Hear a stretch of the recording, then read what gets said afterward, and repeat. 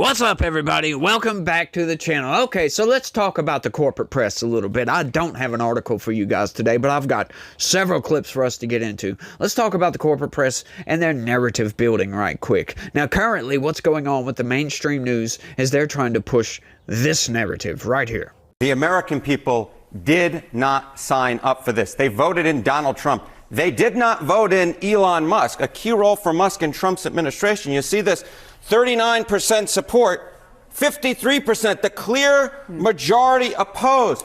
They don't want this. The American people don't want this. And this is all you're hearing from the corporate press is, oh, Elon Musk is bad. He's an unelected bureaucrat. And I've made the argument before that no, as a matter of fact, everybody knew. Everybody that voted for Trump knew, because this was a campaign promise. He's going to bring Elon Musk in and create Doge, and they're going to go through the government and eliminate waste, fraud, and abuse, or at least attempt to, right? And Democrats are fighting tooth and nail to stop this, which is not very popular, in my opinion. But, you know, what's funny about this is when you take Elon Musk out of the equation and you ask a simple question, you get this. This, to me, was one of the more shocking figures that I saw. Made me go, wait a minute, hold on one second. Whoa, Americans on Trump and Joe's efforts. Musk and Doge should influence government spending and operations. Look at this, 54%. The majority say that he and they should. How about approve of Trump trying to cut staff at government agencies? Again, you get a majority here,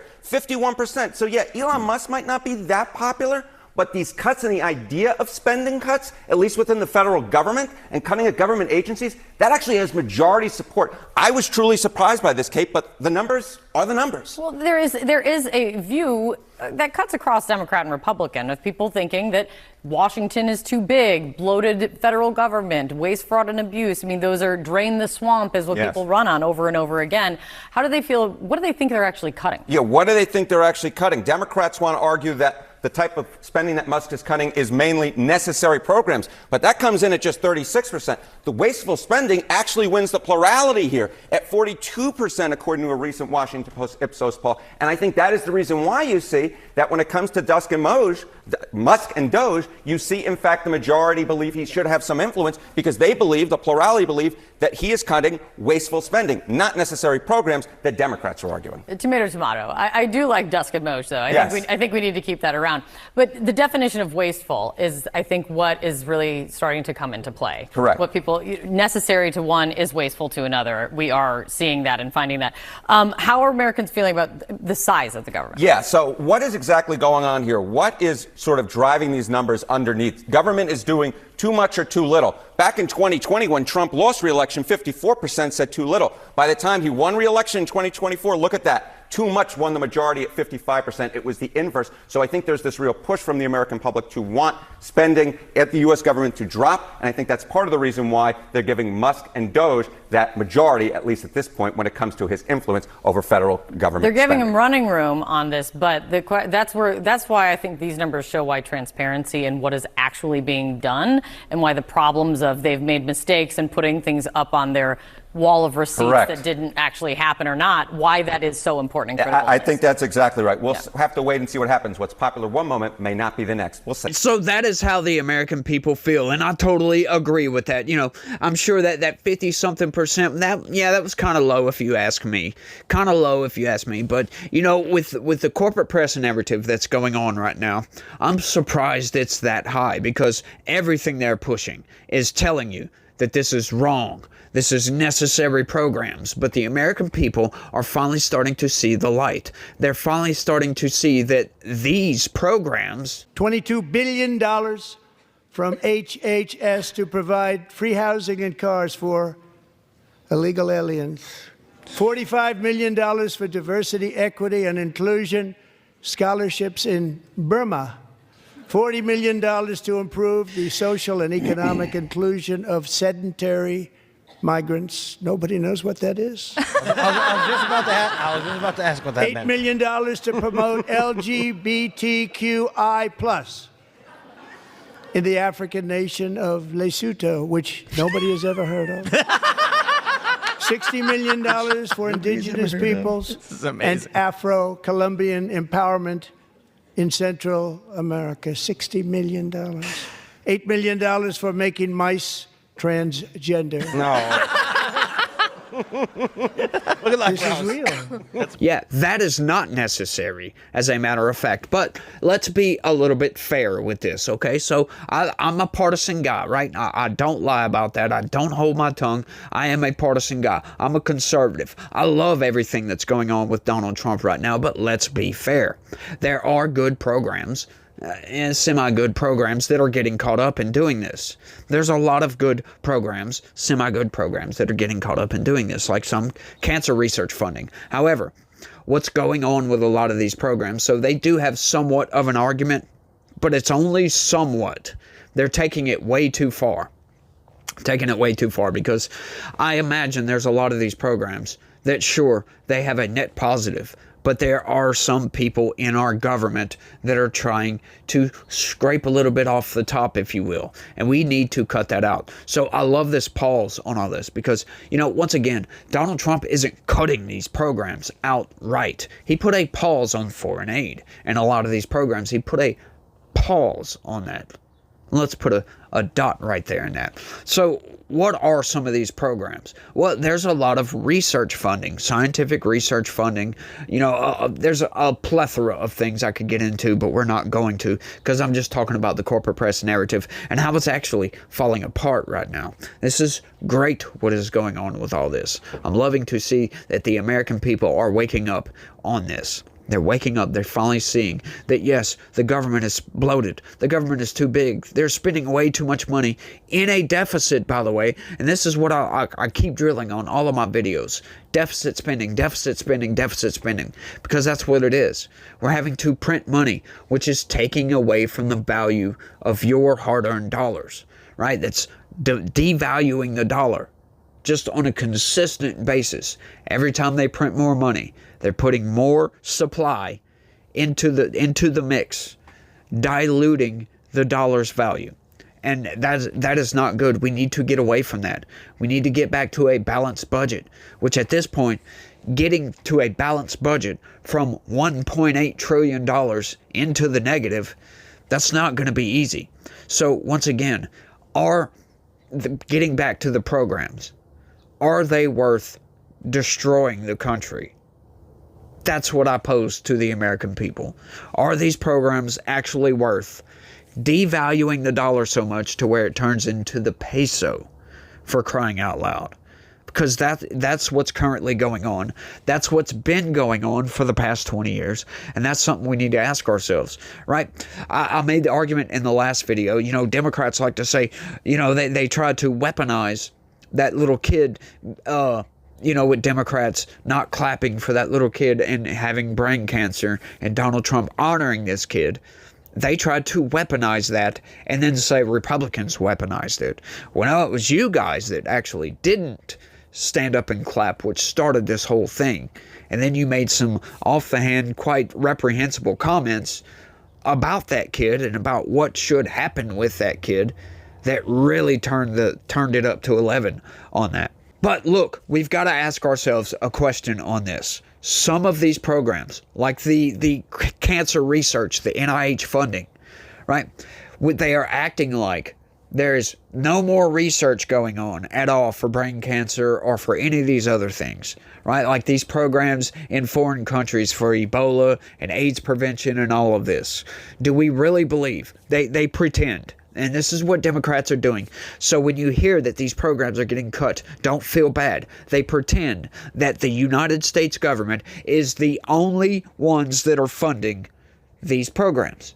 They're the only ones that are funding cancer research. They're the only ones that are funding AIDS prevention in, Zambia, whatever, Kenya, doesn't matter.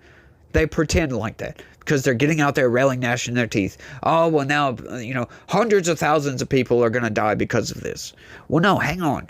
Who else is funding all this? There's a lot of places funding all this. There's a lot of other, nonprofits funding programs like this. There's other governments funding these programs. And once again, he's not stopping the programs. You got to remember that.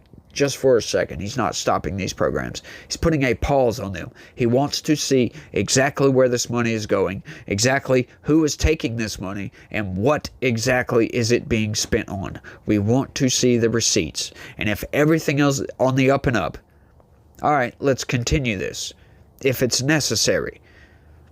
And that's all. But, you know, I love Congress. I was making this a two-part video, so I want to kind of shift gears here a little bit. We got another couple of clips I want to show y'all. You know, I always talk about we need new congressmen, aside from about, you know, maybe 10 congressmen, and I'm going to show you guys exactly why that is. This is why I love Byron Donalds. Check this out, y'all. Mayor Johnson, Chicago. How much has the city of Chicago spent on illegal immigration?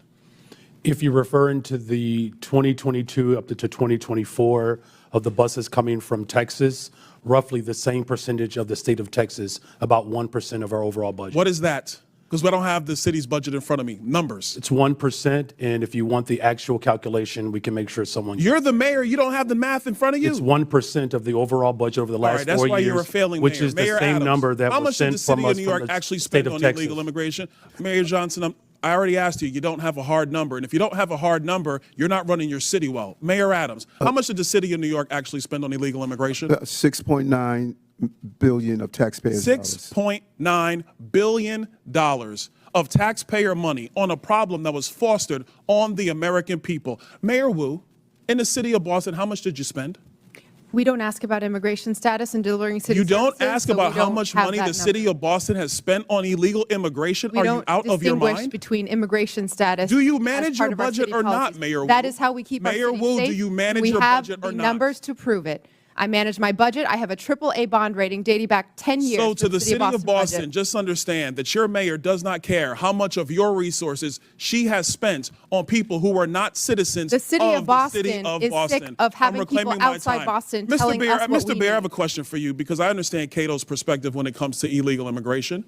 I understand that the Cato Institute for a long time has had a standard of actually having open immigration into the United States. Generally speaking, I don't want to get into specifics. We support legal immigration. We want immigration to be legal. So let me ask you this question. Because one of the great libertarians of the modern era, Milton Friedman, famously said, you can either have open borders or a welfare state, but you have to choose. That is exactly what I'm talking about right there. We need to shame these people into oblivion. That is, he just hit the nail right on the head with this, showing the American people, the regular American people that have no idea that New York spent $6.9 billion trying to cudgel illegal immigrants in this country, that these people are mishandling their tax dollars, right? And it's not only that, it's a self-inflicted wound, as a matter of fact. Joe Biden allows all these people to come in, right? Spending your federal tax dollars on these criminal aliens, allowing them to come in, and then it goes to a city, and then the city takes your tax dollars and spends it on the same thing. Double dipping, right? This is what we need to do. This is exactly why I love Byron Donalds, because he takes the idea and lays it out in front of the American people, and there is absolutely no way you can spin this to say, oh, well, Byron Donalds is evil. There's no way you can spin this. There's no argument to the contrary. And you might be thinking to yourself, well, hang on.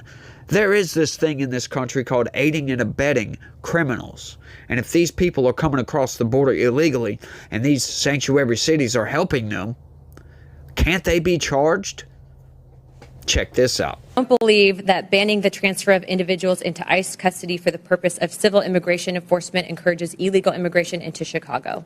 Or how about agencies, or agents not being able to stop, arrest, or detain individuals based solely on their immigration status or administrative warrant? So we comply with all laws, local, state, and federal. To me, after this line of questioning, it's very clear that these policies that you have all implicated are active and alive and well in your cities, are in direct violation with U.S. Title 8, Code subsection 1324, and is a federal offense. But you all speak about a broken immigration system, and yet here you guys are aiding and abetting in that entire process. I want to be very clear about something.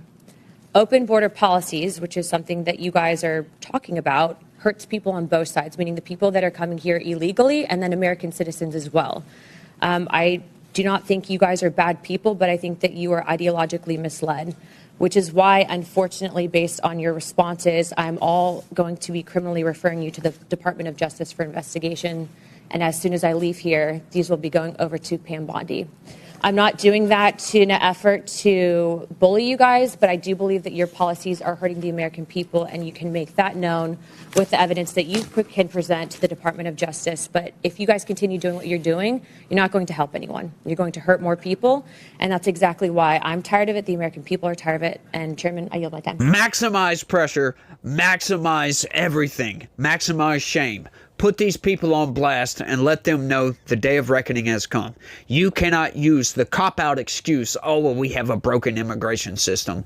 No, we don't, as a matter of fact. And I'm sick and tired of Republicans and Democrats alike both saying, oh, well, we have a broken immigration system. We need new legislation to fix this. Well, you know what? Donald Trump come in and in a couple of weeks, as a matter of fact, prove the entire Biden administration, his entire 4 years, his 4-year tenure as president, proved him wrong. Oh, well, I can't do nothing without legislation from Congress. We need Congress to act. Donald Trump come in and prove that absolutely wrong. We have the lowest border crossing numbers that we've seen in 30 years, as a matter of fact. Put the maximum amount of pressure on these people. As a matter of fact, refer them to the DOJ, because aiding and abetting illegal immigration in this country is illegal. As a matter of fact, she just named the statute outright, because we don't want to see more scenes like this. The policies of these mayors and our previous president have consequences. I have a family here today who lost their beautiful loved one. This young man was by an illegal immigrant in Texas that never should have been in our country. America's fed up with this betrayal of oath, and you'll be held accountable. One of you said you're willing to go to jail. We might give you that opportunity. If you commit a felony in America, you get arrested and prosecuted and convicted and incarcerated, you can expect to be separated from your children. But let me say, there's a sunset to that separation, because when you do your time, you'll be released. You can return to your family. This young man will never return to his family, and he should have never been removed from his family. If we had a president and heads of our municipalities that were willing to uphold the federal law that exists. Now, you know, Democrats will argue, well, he's just standing on that man's grave. Yeah, but he's not wrong, is he? He's absolutely not wrong. That man will never return home to his family. And we don't need to see... These are 100% preventable crimes. Absolutely 100% preventable crimes. And I do believe that is probably the only category of crime that is 100% preventable. All you got to do is build a wall and stop the people from coming across that border. And vet these people. We only want legal migration. Nobody. Well, I'm sure there's a fringe minority of people out there that don't want any immigration, but that's not the norm. 90% of the population believes that we should have immigration into this country, that people want the opportunity to come here. But we need to vet these people. We need to make sure we're not bringing in gang members, Tren de Aragua, just cartel members, bad people. We don't want those people. Why would we already have criminals in this country? Why do we want more criminals, you might ask? Yeah, we don't want more criminals. We don't want more scenes like that in this country. And this is great, y'all. I'm just loving what's going on, because Republicans have the ability currently to put the maximum amount of pressure on Democrats to get them to change their ideas, their policies, their platform, their positions, everything. They need to see that the American people do not agree with this. We do not think that we want just open borders. The Biden administration, once again, was a very net negative on this country. In my opinion, he's the worst president in United States history. Yeah, I do believe that. Wholeheartedly believe he was the worst president in the history of this country. But he was also, at the same time, a very good indicator that we were going in the wrong direction. That what the government was doing was very bad, and we need a change. And, with the way the corporate press was propping up the Democratic platform, as a matter of fact, and just pushing these narratives. And, we didn't know if people actually thought this way or not. But come to find out, they don't think this way. And this is actually very unpopular position to have, open borders. No, we need to not have open borders anymore. We need closed borders, as a matter of fact, and only allow the people that deserve to come into this country. Yeah, this is all getting crazy, and I'm loving what's going on right now. And we can thank the American people for voting in Donald Trump. The plurality, majority of people, whatever you want to call it, they love to say, oh, there was no mandate. Well, I'm sorry. When 89% of the country shifted toward Donald Trump, that, my friends, is a mandate. Stephen A. Smith said it best right there on The View. As a matter of fact, that was great. Just a great clip, a great statement to some far left deranged nut jobs, as a matter of opinion. I'm not going to say as a matter of fact. That's a matter of opinion on that. They are deranged nut jobs in my opinion. And I hate to say that because, you know, Star Trek was one of my favorite TV shows growing up as a kid. I've watched the entirety of, you know, the newer Star Trek from The Next Generation, Deep Space Nine, and Voyager. I've watched all 7 seasons from each one of those at least 3 or 4 times. At least 3 or 4 times. I've watched a lot of Star Trek. So I liked Whoopi Goldberg as Guinan. Yeah, she was a main, well, not the main character. She was a side character, but she was always a character that you know, just came with logic, came with cooler heads prevailing, if you will, came with the wisdom. And her real life incarnation of that character does not exist.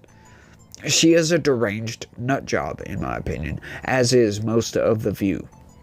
They're crazy, y'all. They're absolutely crazy.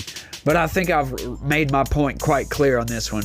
I want y'all to let me know what y'all think about all this down in the comments section. Y'all don't forget, do me that big favor and smash that like button for me. I would greatly appreciate that. Also, if you're new around here, subscribe. I would greatly appreciate that. And if you're not new around here, sign up to be a member of the channel. You'll be the first one. As a matter of fact, nobody's done it yet because it's just become available. That's the only reason, I believe. We'll see how it goes. I need y'all's help to grow, so share this video with anybody and everybody you can. That would be great. You know, word of mouth is the best form of advertisement that a person can get. So, tell your friends, tell your family, tell your boss, tell the homeless guy down the street, tell anybody and everybody. I would be eternally grateful for that. But y'all let me know what y'all think. That's all I got on this one. I want to thank everybody for watching. And y'all try to have a good day. Stay legitical. Peace.